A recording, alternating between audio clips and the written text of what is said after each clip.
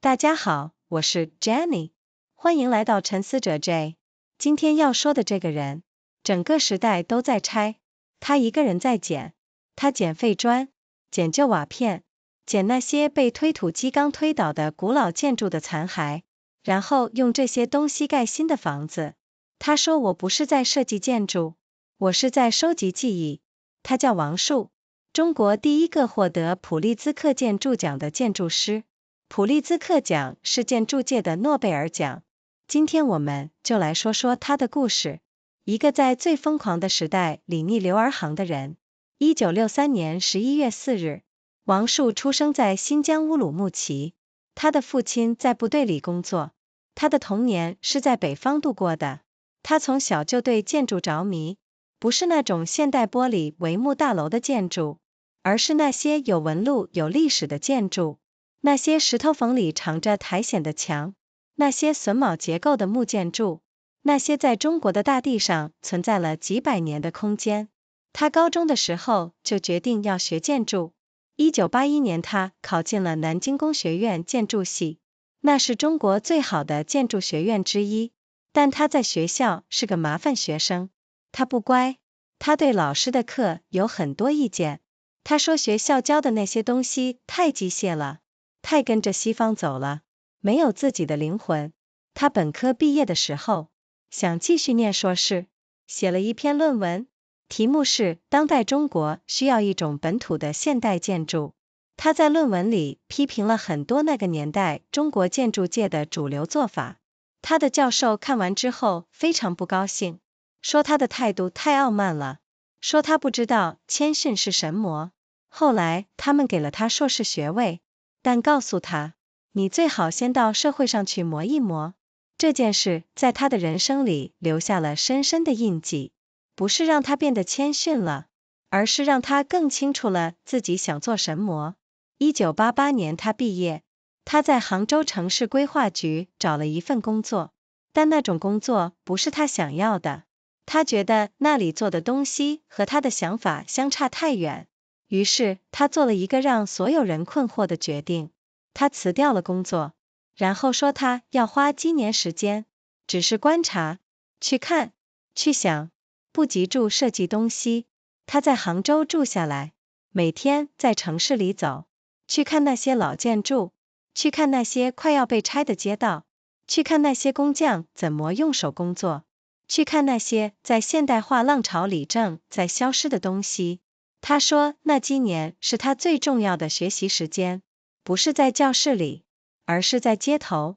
他观察了一件事，就是那个年代中国的城市化速度有多快。1990年代和2000年代的中国，城市以一种世界历史上从未见过的速度在扩张。每一年有无数个村庄被夷平，无数栋老建筑被拆除，换成玻璃帷幕的大楼和整齐划一的住宅区。王澍说那种感觉就像在看一场大火，一场在烧掉几千年积累起来的东西的大火，而大家都说那是进步。他开始思考一个问题，我能做神魔？1997年，他和他的妻子陆文宇成立了业余建筑工作室。这个名字本身就很耐人寻味。业余，不是说他们不专业，而是说他们选择用一种业余者的谦逊态度去做建筑，不是以大师自居，而是把自己当成学习者。工作室开始接到一些小案子，住宅、小型公共空间，每一个案子他都用非常缓慢的方式去做。他说他不追求速度，他追求的是让建筑和土地、和使用的人、和那个地方的历史之间有真正的对话。然后有一个机会来了。2003年，宁波市要建一座城市历史博物馆，他们找到了王澍。这是一个非常大的案子，这也是王澍第一次可以在大型公共建筑上实践他的想法。他做了一件让委托方困惑的事，他说在设计之前，他要先去找废砖。什么意思？他说附近有很多村庄正在被拆除，那些被推倒的房子里有砖头，有瓦片，有石材，那些东西上面有纹路，有岁月的痕迹，有不同朝代的烧造方式留下的不同颜色。他说他要用那些砖瓦来盖这座博物馆。他的团队在周边地区收集废弃的旧砖旧瓦，最后收集了大约600万块，来自宁波周边20多个村庄。那些村庄大多已经或者正在被拆除。工人把那600万块砖瓦一块一块拼砌进博物馆的墙面上，每一块都不一样，颜色不一样，质感不一样，大小不一样，烧制的年代不一样。最后建成的博物馆的外墙，像是一本用砖头写成的历史书，每一块砖都是一个时代的碎片，合在一起就是这个地方的记忆。那栋建筑在2008年建成，立刻引起了巨大的讨论。有人说那是中国近年来最重要的建筑作品之一，有人说那种做法太浪漫了，太怀旧了，说中国需要的是向前看，不是把旧东西捡回来。王澍说他并不是反对现代化，他说他反对的是一种失忆的现代化，一种把所有的根砍断然后说我们在进步的现代化。他说一个建筑如果和他所在的土地没有关系，和那个地方的历史没有关系，和那里的人的生活方式没有关系，那个建筑只是一个占据了空间的物体，不是一个真正的地方。这个想法让他的建筑有一种其他建筑师的作品没有的东西，那是一种重量，不是材料的重量，是意义的重量。2012年，普立兹克建筑奖宣布，年度得主是王澍。宣布的那一天，很多中国的建筑师和评论家都大吃一惊，不是因为王澍不够好，而是因为大家没想到一个在中国做了那些东西的人，居然拿到了建筑界最高的国际认可。评审委员会在评语里说，王澍的作品让我们思考什么是现代性，什么是传统，以及这两者之间是否必然是对立的关系。他的得奖让更多人开始认识他的作品。中国美术学院象山校区是他在那之前已经完成的一个重要作品。在杭州的山边，他设计了一组在山丘起伏之间展开的校舍，用的材料是回收的砖瓦和竹子，还有大量的木材。那个校园的特别之处在于，你在里面走，感觉不像是在一个新建的校园里，更像是在一个有几十年甚至几百年历史的地方。那些走廊的长度，那些院落的比例，那些光线进来的角度，都和你在中国传统建筑里感受到的东西有某种连结。他说他想要让在那里学习的学生知道自己站在哪里，知道他们的脚底下是什么样的土地，知道他们的祖先是怎么看待空间和自然的关系的。他不是说要复制古代建筑，他说要理解那个精神，然后用今天的语言说出来。王澍的作品在西方得到了高度的评价，也在中国引起了越来越多的关注和讨论。他的态度一直保持着一种难得的清醒。他说，建筑师很容易在功成名就之后就失去了问问题的能力。他说他每天仍然在问，这里的人需要什么？这个地方的历史告诉了我什么？这栋建筑100年后还会是什么？他说，一栋好的建筑要能让你感受到时间，不只是现在的时间，是过去的时间和未来的时间。他和妻子陆文宇一直在杭州的工作室里工作，他们拒绝了很多大型商业案子。他说他宁可慢慢做，做少一点，但每一个都是真的想清楚的。他有一次在演讲中说了一句话，我觉得说的是建筑，也是说所有的创作。他说一个真正的建筑师，不是在表达自己，是在聆听那个地方，聆听土地，聆听历史，聆听那些看不见的东西，然后用建筑把它说出来。在一个全球化让所有城市都越来越相似的年代，王澍在问一个很简单的问题，这个地方是什么？它从哪里来？它应该长什么样？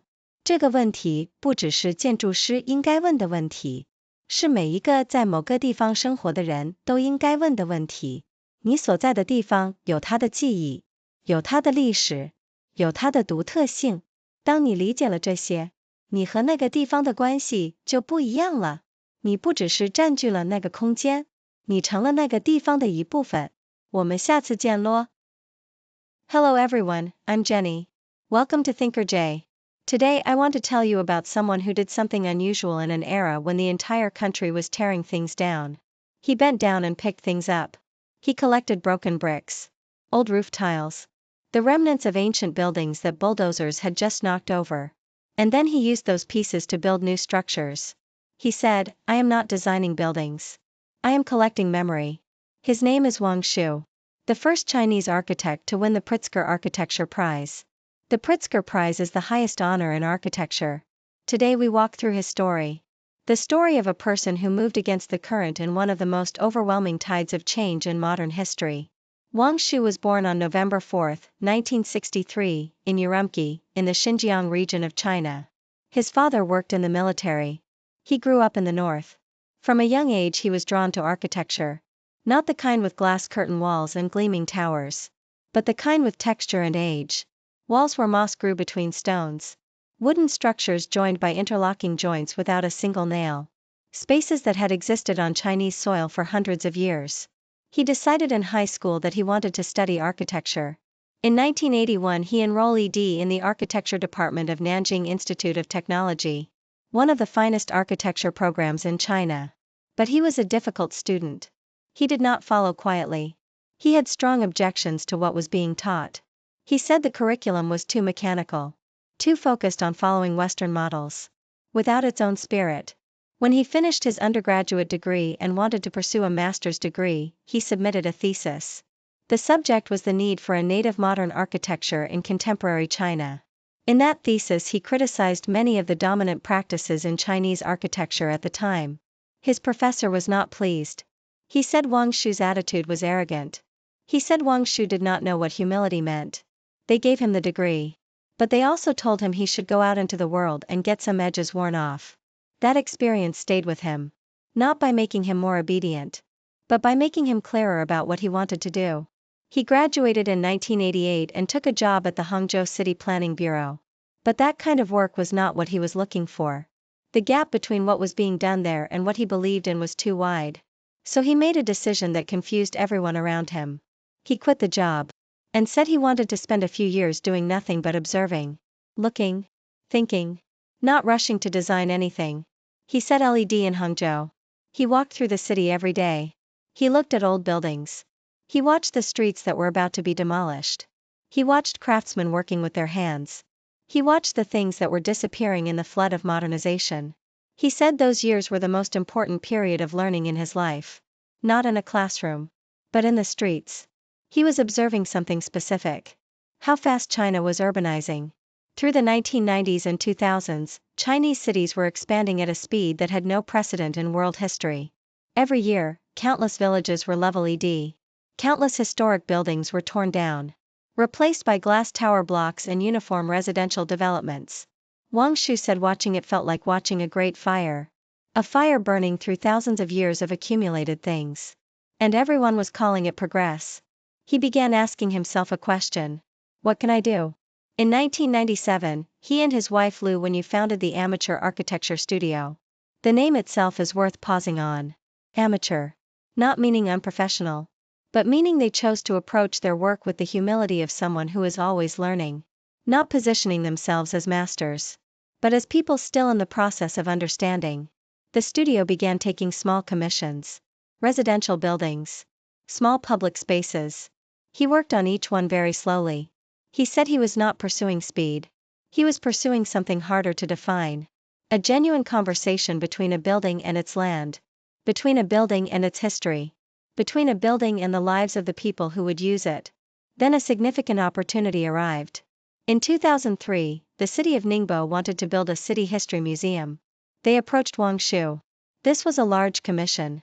It was also the first time he could put his ideas into practice at a major public scale. He did something that puzzled his clients. He said before he could design anything, he needed to go find old bricks. What did he mean? He said the surrounding region had many villages being demolished. Inside those knockdown buildings were bricks. Roof tiles. stone elements. Those materials carried the marks of age. The traces of different dynasties in their different colors and firing techniques. He said he wanted to use those bricks and tiles to build the museum. His team collected discarded old bricks and tiles from the surrounding region. Eventually they gathered approximately 6 million pieces from more than 20 villages in the Ningbo area. Most of those villages had already been or were being demolished. Workers then set those 6 million pieces, one by one, into the walls of the museum. No two pieces were the same. Different colors, different textures, different sizes. Fired in different eras, in different ways. The completed museum's exterior walls became something like a history book written in brick. Each piece a fragment of a particular time. Together they form the memory of this place. The building was completed in 2008. It immediately generated enormous discussion. Some said it was one of the most important architectural works produced in China in recent decades. Others said the approach was too romantic, too nostalgic. They said China needed to look forward, not pick up old pieces. Wang Shu said he was not against modernization. He said what he was against was a modernization that forgets. A modernization that severs all its roots and then calls that progress.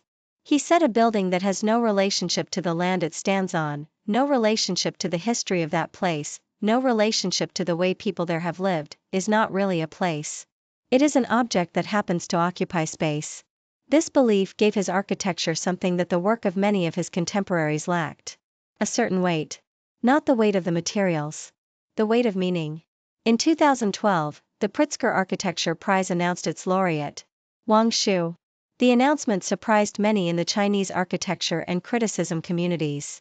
Not because Wang Shu was undeserving, but because no one had expected that a person doing this kind of work in China would receive the highest international recognition in the field.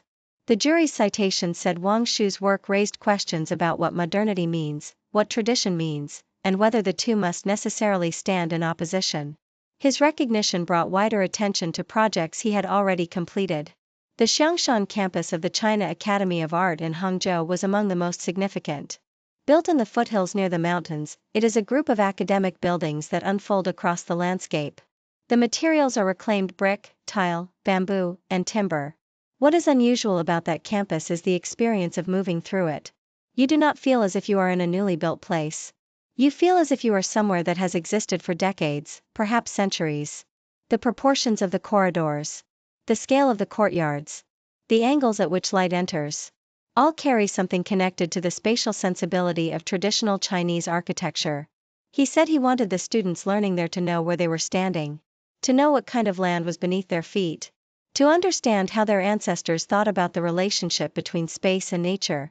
He was not proposing to copy ancient buildings. He was proposing to understand the spirit behind them, and then to express that spirit in the language of today.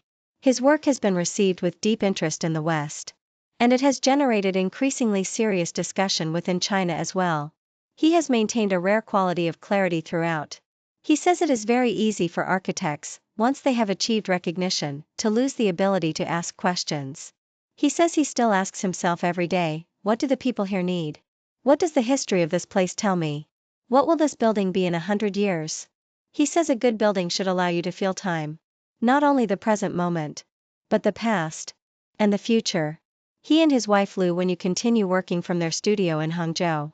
They have turned down many large commercial projects. He says he would rather work slowly. Do less. But think through each one completely. He said something once in a lecture that has stayed with me. He was speaking about architecture. But I think he was also speaking about all forms of making. He said, a true architect is not expressing himself. A true architect is listening to the place. Listening to the land. Listening to its history. Listening to what cannot be seen. And then letting the building say those things. In an era of globalization where cities around the world look more and more alike, Wang Shu is asking a very simple question. What is this place? Where did it come from? What should it look like? That question is not only for architects. It is for anyone living anywhere. The place where you live has its memory, its history, its particular character.